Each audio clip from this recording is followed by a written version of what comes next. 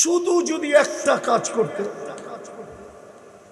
পরিচিতি হিসাবে যে আমি আল্লাহকে ভালোবাসি, আল্লাহ ডাকতে দেরি, মসজিদের দিকে যদি ছুটতে দেরি না করতো, আল্লাহ ডাকতে দেরি, বাজারওয়ালা যদি বাজারে দাঁড়াইতে দেরি না করতো, হাটওয়ালা যদি হাটে জায়নামাজ বিছাইতে দেরি না করতো, অফিসওয়ালা যদি অফিসে দাঁড়াইতে দেরি না করতো, মেইলওয়ালা যদি মেইলে দাঁড়াইতে দেরি না করতো, আদালতওয়ালা যদি আদালতে দাঁড়াইতে দেরি না করতো, রোডওয়ালা যদি রোডে দাঁড়াইতে দেরি না করতো, ঘাটওয়ালা যদি ঘাটে দাঁড়াইতে দেরি না করতো, বাড়িওয়ালারা যদি বাড়িতে দাঁড়াইতে দেরি না করতো, ঘরওয়ালারা যদি ঘরে দাঁড়াইতে দেরি না করতো, তাহলে আমি আমার মনকে বুঝাইতে পারতাম কমসে কম ভালোবাসার একটা প্রমাণ তো জাতির কাছে আছে যে আল্লাহ ডাকে সে দাঁড়াইতে দেরি করে না।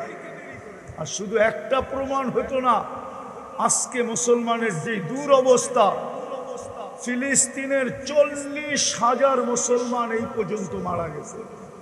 আজকের রিপোর্ট কত কত, পাশে আরেকটা শুরু হয়ে গেছে, লেবানন শুরু হয়ে গেছে, তারপরে আবার কোনটা শুরু হয় আল্লাহ জানে। 40,000 মুসলমান। মুসলমানের এই দুরবস্থা কেন আজকে? আল্লাহকে ভালোবাসে বলে বটে, কিন্তু মুসলমানের কাছে কোনো প্রমাণ নাই যে সে ভালোবাসে। প্রমাণ যদি থাকতো তো কমসে কম একটা হইলেও হইতো, শুধু নামাজটাই যদি হইতো। আমি এই কথার উপরে শেষ করতেছি, কেননা ফিলিস্তিন তো আমি মিডিয়ায় দেখি নাই, আমি 14 বছর আগে এই 2 চোখে দেখা আসছি। আপনাদের চেয়ে আমার এখানে ব্যথা বেশি। আপনি ভাইবেন না চিল্লান দেখা আপনার ব্যথা বেশি, না না, আপনি মিডিয়ায় ফিলিস্তিন দেখছেন, আমার মতো কদিয়ে খলিল দেখেন না, যেখানে ইব্রাহিম খলিল শুয়ে আছে। আমার মতো আপনি অদিয়ে মুসা দেখেন নাই, যেখানে মুসা আলাইহিস সালাম শুয়ে আছে। আমার মতো আপনি 70 জন নবীর শোয়ার জায়গা দেখেন না। আমি ফিলিস্তিনের গলি গলি চিনি, আমাকে চিনাইতে হবে না ফিলিস্তিন, আমি তো চোখে দেখা আইছি, পায়ে চৈষা আসছি। আমার এখানে দুঃখ বেশি। আমি আল্লাহকে একা একা প্রশ্ন করি, আল্লাহ আবাবিল তো সবচেয়ে বেশি ফিলিস্তিনে, আবাবিলকে আপনি হুকুম দেন না কেন? ছোট একটা পাথর নিয়ে যদি হাতিকে বুটের সমান, বুট ডাইলের চেয়েও ছোট একটা পাথর দিয়া যদি আবাবিল হাতিকে পাউডার বানাইতে পারে, তাহলে আজকে পারবে না কেন? আজকে হবে না কেন? আপনি আবাবিলকে হুকুম দেন না কেন? কেন দেন না হুকুম? আপনি তো বলতেছেন আপনার সৈন্যের অভাব নাই, ওয়ালিল্লাহি জুনুদুস সামাওয়াতি ওয়াল আরদ। একটাকে হুকুম দিলেই তো পারেন, ওর পাশেই তো রাখা আছে। ডেড সি তো ওইখানেই, অর্ধেক জর্ডানের ভিতরে, অর্ধেক ইসরায়েলের ভিতরে। 100 কিলোমিটার চওড়া, 5 কিলোমিটার, 100 কিলোমিটার লম্বা, 5 কিলোমিটার চওড়া, ওইখানেই তো রাখা। আপনি তো জিবরিল আলাইহিস সালামকে হুকুম দিছিলেন উল্টায় দিতে, সে তো উল্টায় দিছে। আপনি আজকে হুকুম দেন না, তো দেন না কেন? আমরা তো প্রত্যেক রাকাতে আপনার কাছে বলি, আল্লাহ 2 জাতির থেকে আমাদেরকে বাঁচান, গায়রিল মাগদুবি আলাইহিম ওয়ালাদ-দাল্লিন, খ্রিস্টান আর ইহুদির হাত থেকে আমাদেরকে বাঁচান। ও আল্লাহ, আপনি ইহুদিদেরকে দিয়ে আমাদেরকে পিটাইতেছেন, তো পিটাইতেছেন কেন? তাইলে আমরা নামাজে পড়ি তো পড়ি কেন? কি আপনারা পড়েন না? আল্লাহ তো আমাকে জবাব দেয়, আমি আবাবিল পাঠাবো তো পাঠাবো কি কইরা, ফেরেশতাকে হুকুম দিব তো দিব কি কইরা, আমার সৈনিকদেরকে বলবো তো বলবো কি কইরা, কি কইরা বলবো? তোমরা বলো তো ভালোবাসো, কিন্তু সব তো ভোগ করো আমার। 24 ঘন্টা কারটা ভোগ করেন? অক্সিজেন কার নেন? কয় লিটার নেন? ডেলি 550 লিটার নেন। ডেলি 1,60,000 বার শ্বাস প্রশ্বাস নেই। 80,000 বার আল্লাহ আমার ভিতর থেকে কার্বন ডাই অক্সাইডকে বাহির করে। দুনিয়া উন্নত, শিক্ষিত লোকগুলা বলে দুনিয়া উন্নত, আমিও বলি উন্নত। সারা দুনিয়ার উন্নত একটা দেশ আমার দেখা বাকি আছে, সেটা হলো নিউজিল্যান্ড। দোয়া করেন, অচিরেই দেখতে চাই। বলেন আমিন। আপনারও দেখা যায় বকিল, এছাড়া কোনো উন্নত দুনিয়া আমার দেখা বাকি নাই। বললাম না, কোরিয়া আমার 103 নম্বর দেশ ছিল, 103 নম্বর। অহংকার করে বলতেছি না, কিন্তু কার্বন ডাই অক্সাইড বাহির করার কোনো মেশিন আজ পর্যন্ত WHO পায় নাই। বলো কোনারা, আছে কিনা কোনো মেশিন? গুগলে সার্চ দিয়ে দেখেন যে না আল্লাহ তোমার বাইর করার দরকার নাই, আমি মেশিন লাগাই আমারটা আমি বাইর করব। কোনো মেশিন আবিষ্কার হয় না। 80,000 বার আপনার ভিতর থেকে কার্বন ডাই অক্সাইডকে বাহির করে। 24 ঘন্টা যদি বাহির না করে আল্লাহ, রব্বে কাবার কসম যুবক, হয়তো তুমি মাটির নিচে থাকবে, নাইলে তুমি হাসপাতালে অক্সিজেন নিতে যাবে। তাফালিং করবে, তাফালিং। একা হাঁটলে একরকম, মোটর সাইকেলে চললে আরেক রকম, আর পিছনে চার্জার থাকলে তো কোনো কথাই নেই। চার্জার বোঝো? চার্জার না বোঝো না? রাগ হয়ে গেল? পায়ে হাত রাখি, রাগ হয় না, বোঝানোর জন্য বলতেছি। 24 ঘন্টা কাটটা বুক করো। হ্যাঁ, কয়বার কিডনি ডায়ালিসিস করে আল্লাহ কুদরত দিয়া? কয়বার? ডেলি 36 বার কিডনি ডায়ালিসিস করেন। পার 40 মিনিটে একবার ডায়ালিসিস কমপ্লিট হয়। আপনি বসে আছেন, কিডনি ডায়ালিসিস হইতেছে কুদরত দিয়া। মেশিন দিয়া একবার করতে গেলে 4 ঘন্টা লাগে। 4 × 6 = 24। মেশিন করলে 6 বার করতে পারবে। আর বিজ্ঞানের ভিতরে বর্তমান উন্নত বিজ্ঞানে 7 দিন ডেলি ডায়ালিসিস করা সম্ভব না। 7 দিন করতে পারবে না ডায়ালিসিস, ঊর্ধ্বে 5 দিন। 7 দিন যদি কারো ডায়ালিসিস করতে হয় তো বলবে আর ডায়ালিসিস করে কোনো লাভ নাই। 7 বার করবো, এমনি মরে যাবে। বাড়িতে নিয়ে যান, মরে গেলে মরে গেল, বেঁচে থাকলে বেঁচে থাকলো, ডায়ালিসিসের দরকার নাই। আল্লাহ তো ডেলি 36 বার ডায়ালিসিস করে। কতবার? ডেলি খান কাটটা। জমিন তো শুধু শুধু বলে না, জমিন প্রতিদিন বলে আল্লাহ আলা কুল্লা ইয়াউমিন ওয়াল আরদু তাস্তাদিনু রাব্বা। জমিন প্রতিদিন বলে আল্লাহ অনুমতি দেন না। কি করবে? আন আবতালিয়া ইবনা আদম ফি বাতনি, আমি মানুষকে পেটে নিয়ে নিব। আল্লাহ জিজ্ঞাসা করে কেন? ইয়াকুল রিজকা ওয়া ইয়াসি, রিজিক তোমার খায়, নাফরমানি তোমার করে। ইয়াতানাফাস বিআনফিকা ওয়া ইয়াসি, শ্বাস তোমার নেয়, তোমার নাফরমানি করে। ইয়াতাকাল্লাম বিলিসানিকা ওয়া ইয়াসি, বাকশক্তি তোমার, নাফরমানি তোমার। ইয়াসমাউ বিউযুনিকা ওয়া ইয়াসি, শ্রবণ শক্তি তোমার, নাফরমানি তোমার। ইয়ানদুরু বিআইনিকা ওয়া ইয়াসি, দৃষ্টি শক্তি তোমার, নাফরমানি তোমার। কতদিন সহ্য করব? কার দৃষ্টি শক্তি? যুবক, কয় ক্যামেরা দিয়ে দেখো বলো? কয়টা ক্যামেরা দিয়ে দেখো তুমি বলো? 2 চৌকে 26 কোটি ক্যামেরা, 26 কোটি। এক চৌকে 13 কোটি, দ্বিতীয় চৌকে 13 কোটি, 26 কোটি ক্যামেরা দিয়ে দেখো।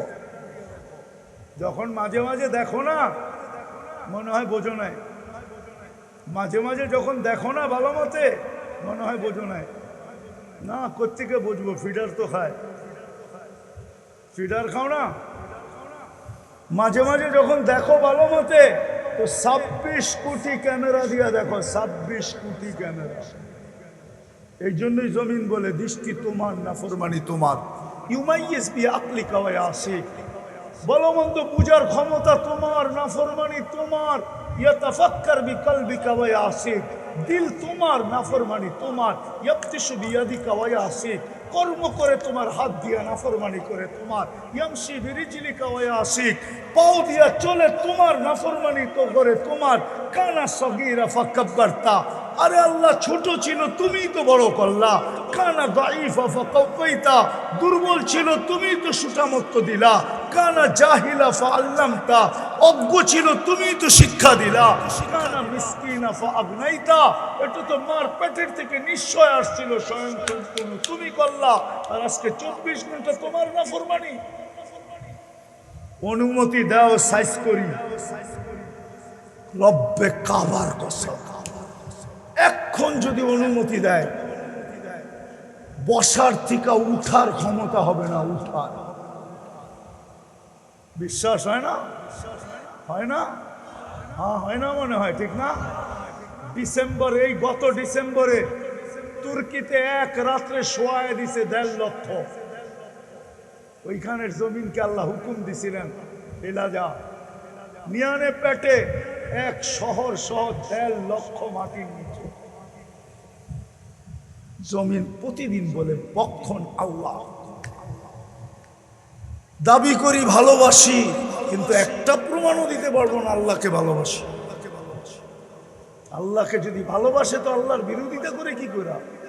যার 24 ঘন্টা যারটা খায়, যারটা ভক্ষণ করে, যে 24 ঘন্টা সুরক্ষিত করে, 24 ঘন্টা লালন পালন করে।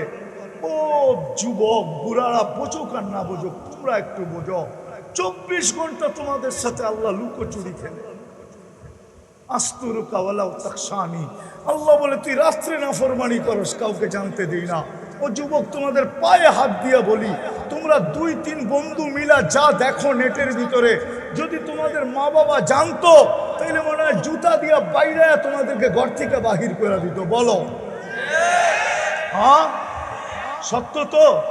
যদি দুনিয়া জানতো, কোনো বাবা তার মেয়েকে তোমার হাতে উঠায়া দিত না। আর যুবতীরা যা করে নেটের মাঝে, যদি দুনিয়া জানতো, কোন যুবক মনে হয় ওকে বহু স্ত্রী হিসাবে ঘরে উঠাইতে রাজি হতো না। আল্লাহ বলে তোমাদের সাথে 24 ঘন্টা আমি লুকোচুরি খেলি। তুই গুনাহ করতে অভ্যস্ত, আমি লুকাইতে অভ্যস্ত। তুই গুনাহ করতে ভালোবাসিস, আমি লুকাইতে ভালোবাসি। তুই গুনাহ করতে ভালো পাস, আমি লুকাইতে ভালো পাই। তুই গুনাহ মজা পাস, আমি লুকাইতে মজা পাই। তোর গুনাহ অভ্যাস, আমার লুকানো অভ্যাস। আমি 24 ঘন্টা লুকোচুরি খেলি তোর সাথে। তো যেই প্রশ্ন আল্লাহকে করছিলাম, আল্লাহ মুসলমান সারা দুনিয়ায় নির্যাতিত, আপনি আবাবিলকে সব বাদ দিলাম, ফিলিস্তিনে পাঠান না কেন? ওইখানে তো আপনার খলিল শুয়ে আছে, ওইখানে তো মুসা আলাইহিস সালাম শুয়ে আছে, ওইখানে তো 70 জন নবী শুয়ে আছে। ওটা তো দিয়ারুল আম্বিয়া, নবীদের জায়গা। ওইখানে তো সর্বপ্রথম কেবলা তো ওইখানে, বাইতুল মুকাদ্দাস তো ওইখানে, আপনার বন্ধু তো ইমামতি করলো ওইখানে, 1.25 লক্ষ নবীদেরকে আপনি জমা করলেন ওইখানে। আপনি আবাবিল পাঠান না তো পাঠান না কেন? আল্লাহ বলতে চাইতেছে পাঠাই তো পাঠাই কি করা? এদের চেহারা তো দেখ, এরা আমাকে আল্লাহ বলে স্বীকার তো করে, কিন্তু এদের কাছে তো প্রমাণ নাই যে আমাকে ভালোবাসে বলে তো, কিন্তু প্রমাণ তো নাই। কোনো প্রমাণই যদি না দিত, একটাই যদি করত, আমি ডাকতে দেরি ছুটা এসব পায়ে পড়তে যদি দেরি না করত, তাইলেও তো হইতো। আমি তো ডেলি 5 বার ডাকি। কে ডাকে? দুনিয়ার পদস্থ লোকদের ডাকে সাড়া না দিলে হাত কড়ি পড়তে হয়, বেরি পড়তে হয়, জেল জরিমানা হয়, এমন কি হয় গুমও হইতে হয়। না হইতে হয় না? হ্যাঁ, ডেলি 5 বার কে ডাকে? 99 পদের মালিক ডাকে। এটাই বুঝি ইহুদিদের কিতাবে লেখা আছে। শেষ কথা আমার, 2090-99 দশকে আমি দুবাইতে সময় লাগাইতেছিলাম। ফিলিস্তিনের এক বড় আলেম এখনো জীবিত আছে, আমার বড় ঘনিষ্ঠ। প্রথম পরিচয় তার সাথে, আমরা সেম বয়সেরই ছিলাম। এখন তারও পাইকা গেছে, আমারও পাইকা গেছে। সে আমাকে বলতেছিল, শোনো তোমাকে একটা তথ্য দিব। আমি বললাম বলো। সে বলতেছে, আমার বাড়ি হলো তেল আবিবের থেকে 17 কিলোমিটার দূর। যেইখানে দাজ্জালকে কতল করা হবে, ওটাকে আমাদের কোরআনের ভাষায় বলে, হাদিসের ভাষায় বলে বাবে লুদ। ওইখানে জব করবে ঈসা আলাইহিস সালাম দাজ্জালকে, ওইখানে আর বাড়ি। বলে আমার প্রতিবেশী ইহুদি আলেম আমাকে জিজ্ঞাসা করতেছিল, তোমাদের ফজরে আর জুমায় মুসল্লি কিরকম হয়? তা আমি বলতে জবাব বললাম ওকে যে ফজর আর জুমার সাথে তোমার সম্পর্ক কি? তুমি তো ইহুদি। পরক্ষণে ভাবলাম ওর সাথে তর্কে জড়ানো ঠিক হবে না। ও বলল যে আমার একটা তথ্য জানার দরকার, এই জন্য তোমাকে প্রশ্ন করলাম। আলেম বলল যে আমি ওকে জবাব দিলাম যে শোনো, জুমার তুলনায় আমাদের ফজরে কোনো মুসল্লি হয় না। হয় নাকি? হয় মুসল্লি? হ্যাঁ, শিবপুরেও তো আছে, ফজরে শুধু ইমাম আর মুয়াজ্জিন হয়, আর কেউ হয় না। না হয় না? বর্ষার দিনে, শীতের দিনে, ঠিক না? কনকনে শীতের দিনে কোনো মুসল্লি মসজিদে আসে না। আসে নাকি? হ্যাঁ, তো বলে আমি বললাম জুমার তুলনায় আমাদের ফজরে কোনো মুসল্লি হয় না। তো ওই আলেম চিৎকার দিয়ে বসে ইদান নাহনু ফিল আমান, তাইলে আমরা এখনো নিরাপদ। তোকে জিজ্ঞাসা করছি এটার অর্থ কি?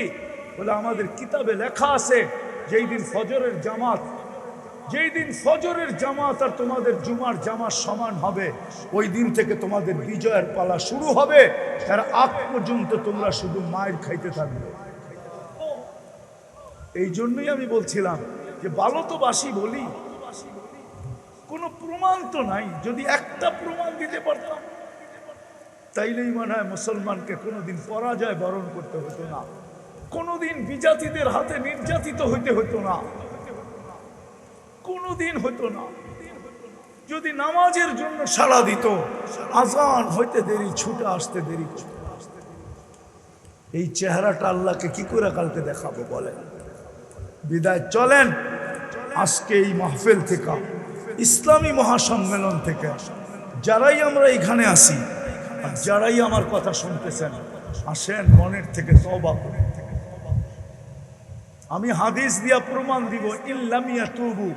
আমি হাদিস লম্বা, আমি শর্ট দিতেছি, শর্ট হাদিসের শব্দ দিতেছি, হাদিসে কুদসি, হাদিসের শব্দ দিতেছি। ইল্লামিয়া তুবু ফাআনা তাবিবুহুম। আল্লাহ বলে তোমরা যদি ইউটার্ন না নিলে, কুরআনও বলে লিউযিকাহুম বাদাল্লাযী আমিলু লাআল্লাহুম ইয়ারজিউন। এখন সময় চলে আসছে, আমরা যদি ইউটার্ন না নিলাম, আল্লাহর কদমে যদি না পড়লাম, কুদরতি পায়ে যদি না আসলাম, তাহলে আল্লাহর ওয়াদা, অঙ্গীকার, ইল্লামিয়া তুবু ফাআনা তাবিবুহুম, তাহলে আমি তোমাদেরকে অপারেশন চালাইতেই থাকবো, চালাইতেই থাকবো, চালাইতেই থাকবো। কেননা আল্লাহর রসুল দুইটা কথা বলে গেছেন। রসুল সাল্লাল্লাহু আলাইহি ওয়াসাল্লাম দুইটা কথা বলছেন যে আমার উম্মতকে আল্লাহ শাস্তি দুনিয়াতেই দিবে। কয় জায়গায় দিবে? কয় জায়গায়?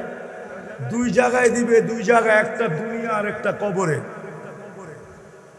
দুনিয়ায় দিবে, বলছে দুনিয়ায় কি দিয়া দিবে? বলে অহেতুক হত্যা হবে, অনর্থক হত্যা। আজকে যেইরা ফিলিস্তিনে প্রতিদিন ওরা 6 ওয়াক্ত নামাজ পড়ে, 6 ওয়াক্ত, 5 ওয়াক্ত তো পড়ে, আর 1 ওয়াক্ত জানাজার নামাজ পড়ে। এই 6 ওয়াক্ত নামাজ ওরা পড়ে, ডেলি জানাজার নামাজ পড়ে। 200 লোক ডেলি মারা যায় ওইখানে, নাইলে এই কয়দিনে 40,000 হইলো কি করে?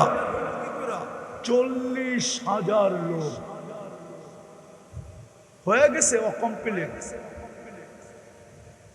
আল্লাহ রসুল বলছে অনার্থক হত্যা। আমরা যদি এখনো ইউটার্ন না নিলাম, ঠিক না হইলাম, তাহলে আল্লাহ অপারেশন চালাই যাবে। চিৎকার আমাদেরকে কাজে দিবে না। ইব্রাহিম ইবনে আদম রহমতুল্লাহ আলাইহিকে জিজ্ঞাসা করছিলেন, বসরার মানুষ ইব্রাহিম, ইব্রাহিম চোখের পানি ঝরতে ঝরতে বন্যা বয়া যাইতেছে, ইব্রাহিম দোয়া কেন কবুল হয় না? বলছে আল্লাহ রসুলের বিরোধিতা করবে আর দোয়া কবুল হবে। বন্যা না, যদি সমুদ্র প্রবাহিত করে দাও, তারপরও আল্লাহ রসুলের বিরোধিতার কারণে দোয়া মাথার উপরে উঠবে না। আজকে আমাদের দোয়া মাথার উপরে ওঠে না। নাইলে ফিলিস্তিনের জন্য কোন মাদ্রাসা দোয়া না করে, কোন মাহফিল আছে দোয়া না করে, কোন জুমার নামাজে দোয়া না করে, কোন ওলামা দোয়া না করে? গত রমজানে তো আমি দেখলাম, আমার জীবনে আমি বাইতুল্লাহ এরকম কান্না দেখি নাই, জীবনে না। আজ থেকে তো যাই না বাইতুল্লাহ, গত রমজানের মতো কান্নার রোল আর পানির স্রোত কাবাও কোনোদিন দেখে নাই, মদিনা মুনাওয়ারাও দেখে নাই। ভাবতেছিলাম এবার 2টা ঈদ হবে, একটা রোজার ঈদ আরেকটা ফিলিস্তিনের স্বাধীনতার ঈদ, কিন্তু কাটতে কাটতে রোজার ঈদ কাটা গেল, কোরবানি ঈদ কাটা গেল, আবার রমজান মাথার উপরে চলে আসতেছে। মার্চের 1 তারিখে রোজা হবে, আবারও মনে হয় ঈদ চলে আসবে, কিন্তু জানি না ফিলিস্তিনের বিজয়ের সূর্য কখন উঠবে, চাঁদ কখন উঠবে, কেন দোয়া কবুল হয় না? আল্লাহ রসুলের বিরোধিতা। শুধু ভালোবাসি বলি, চলেন আজকে তওবা করি এই মাহফিল থেকে। করবেন? কে কে মনের থেকে তওবা করতে রাজি আছেন দেখি? হাত নামায়েন না কিন্তু। আল্লাহ কিন্তু প্রথম আকাশে, এখন উল্টা করে ধরেন না, সিধা করে ধরেন। এইভাবে যেরকম দোয়া করে এইভাবে ঘুরায় ধরেন। আল্লাহকে বলেন, আল্লাহ অতীত থেকে তওবা করেন, আপনি আমাদের তওবা কবুল করেন, আমাদের গুনাহ মাফ করে দেন। নামান অঙ্গীকার করেন, আজকের থেকে নামাজ ছাড়ব না। ওয়াদা? শুধু এতটুকু অঙ্গীকার না, সবাই হাত উঠাইতেছে না। ছাড়বেন নামাজ? হ্যাঁ, আজকের থেকে নামাজ ছাড়বো না। আরেকটা কাজ করব, শুধু নামাজ পড়বো না, আমি প্রতিদিন একজনকে পায়ে ধরে নামাজ পড়াবো। পারবেন? নামান নামান, মসজিদ ঘোরা দেন। আমার চেয়ে বেশি দুনিয়া আপনারা দেখেন নাই, আমার চেয়ে বেশি চোখের পানি আপনাদের ঝরে নাই। আমি অহংকার করে বলতেছি না।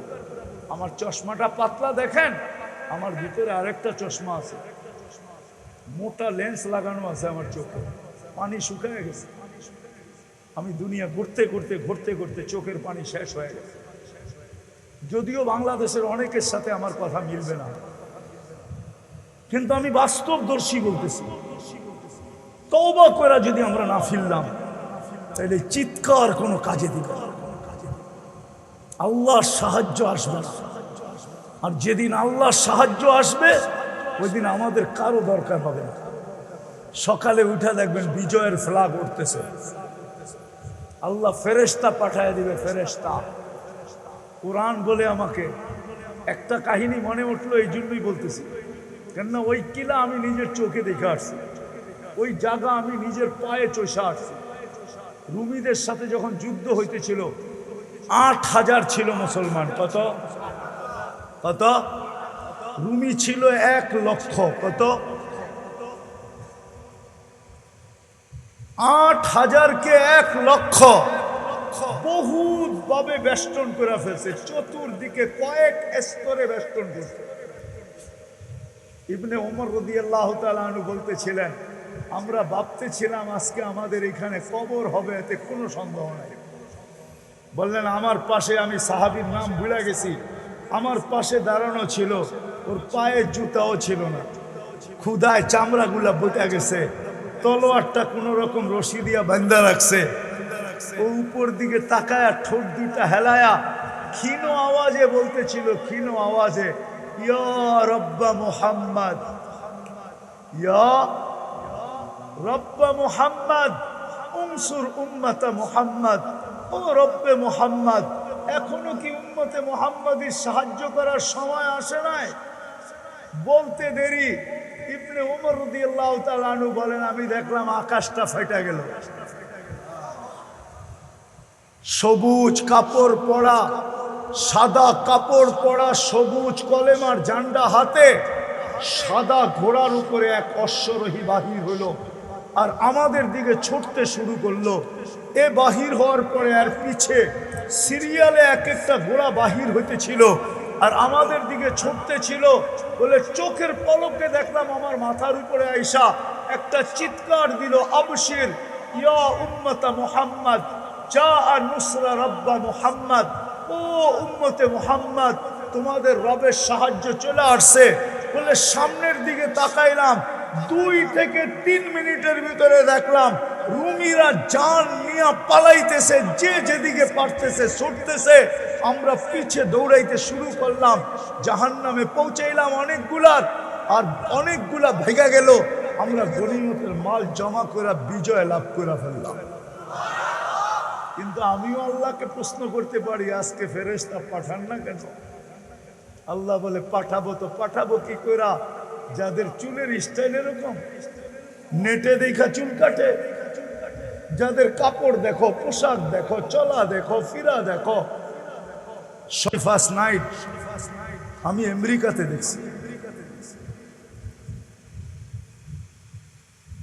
অস্ট্রেলিয়ায় দেখছি আমি 31st নাইট, কিন্তু আমার দেশের মতো এরকম মাতলামি আমি দুনিয়ার কোথাও দেখি না।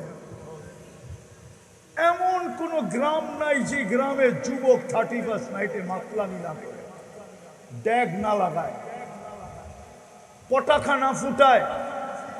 কিন্তু আমি তো অস্ট্রেলিয়ায় দেখলাম না, দেখলাম তো শুধু ব্রিজেই, অস্ট্রেলিয়ার যে ব্রিজে ওইখানেই হয়, বাকি পুরা শহরে হয় না। আমেরিকাতে তো দেখলাম, 14 তারিখ তো আমি আমেরিকাতে দেখছি। 14 তারিখ বুঝো না? মনে হয় বোঝে না, ফিডার খায় তো। ফেব্রুয়ারির 14 তারিখে এই শিবপুরেও তো ফুল নিয়ে মারামারি হয় না? হয় না? হ্যাঁ হয় না? এক সপ্তাহ আগে ফোন দিয়া বলে আমার ফুলটা যেন থাকে, নাইলে খবর আছে তোর। কি আমি তো দেখলাম না আমেরিকাতে। ওরা তো একজনে আরেকজনের লাগে দেখা হইলে একটু গালে গাল লাগায়, আর খালি এতটুকুই কয় ইউ আর মাই হানি, তুই আমার মধু, বাস শেষ। এইখানে তো যুবক খালি ফুল দেয় না, হোটেলে নিয়ে যায়, খাওয়ায়, বাড়ির জন্য পার্সেল দেয়, পারে না কিচেনে যায় নিজের কলিজাটা বাইর করে বুনা করে পার্সেল প্যাকেটে দিয়া দিয়া তারপরে বলে একবার হইলো আমারে লেখা দে আই ডট ডট ইউ।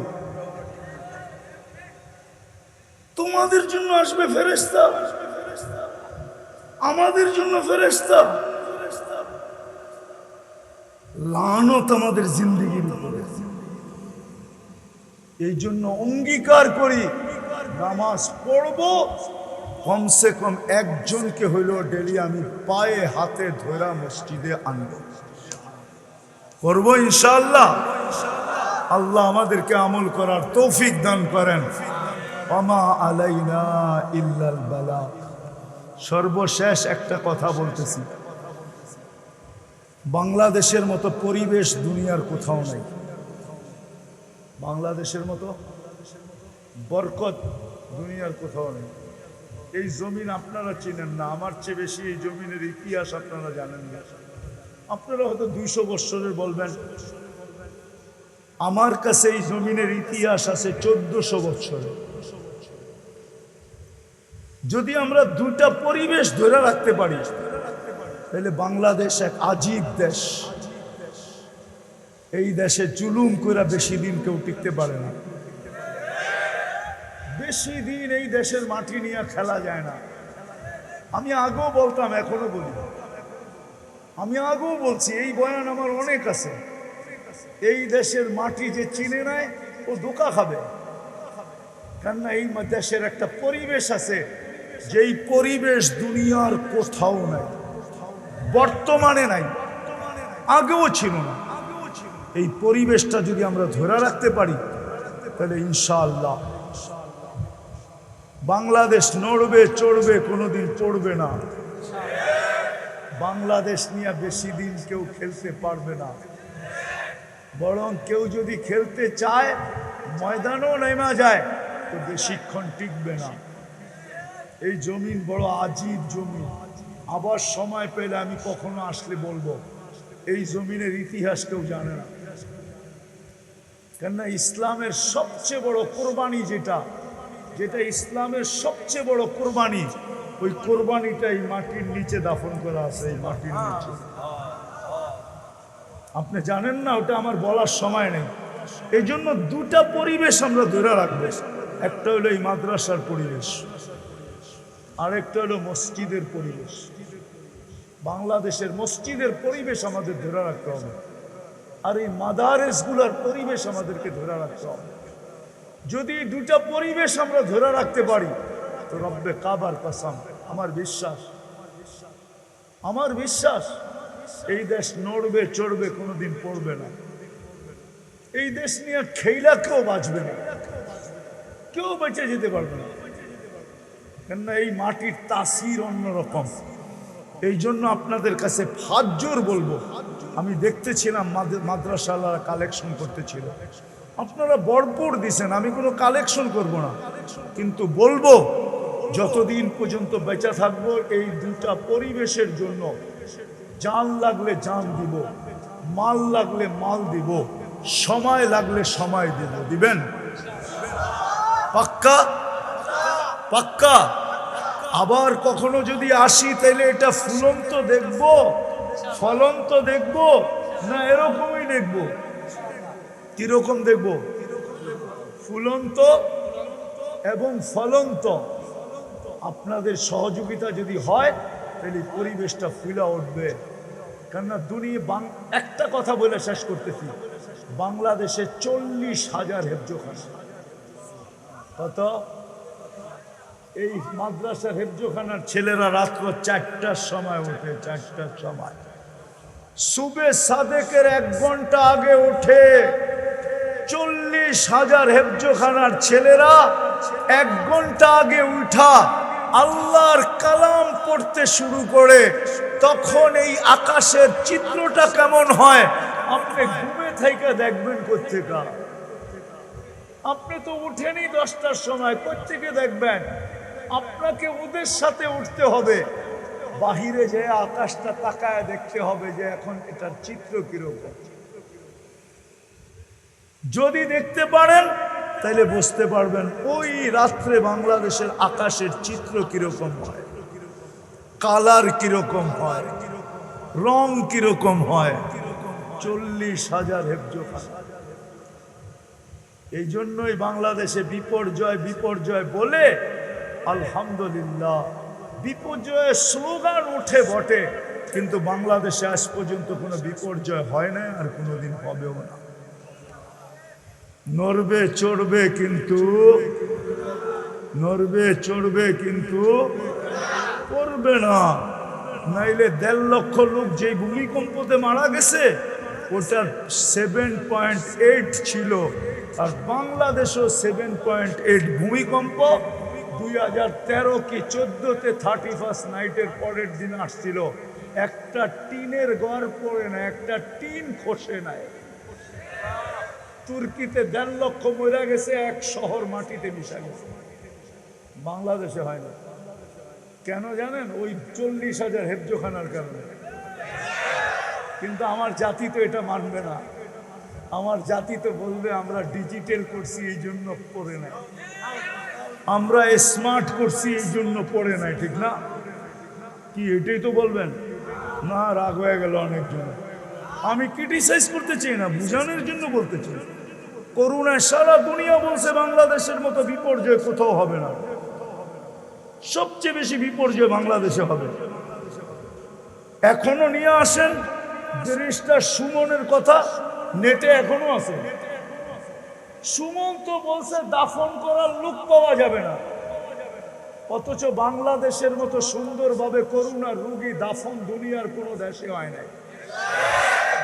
যত করোনার রোগী দাফন হয়েছে বাংলাদেশে সবগুলা হুজুরদের হাতের উপর দিয়ে হয়েছে। কেননা করোনায় যত সংস্থা কাজ করছে সমস্ত সংস্থা হুজুরদের ছিল, মাদ্রাসার ছাত্র আর শিক্ষকদের ছিল। বাংলাদেশে তো কোনো বিপর্যয় হয় নাই। কইছে তো সারা দুনিয়া বিপর্যয় হবে, বিপর্যয় হবে, লাশ দাফন করার কাউকে পাবে না। কই একটাও তো বিপর্যয় হয় নাই। কেন? ওই সময়ও 40,000 হেফজোখানা খোলা ছিল, মাদ্রাসালারা পড়াইছে, কিন্তু অনলাইনে পড়াইছে। পড়ান নাই? গ্রামগঞ্জে বন্ধই দেয় নাই, শহরের গুলা অনলাইনে পড়াইছে। এই জন্য এগুলাকে ধরে রাখবো, রাখবেন। আল্লাহ আমাদেরকে আমল করার তৌফিক দান করেন। ওমা আলাইনা ইল্লাল বালাগ।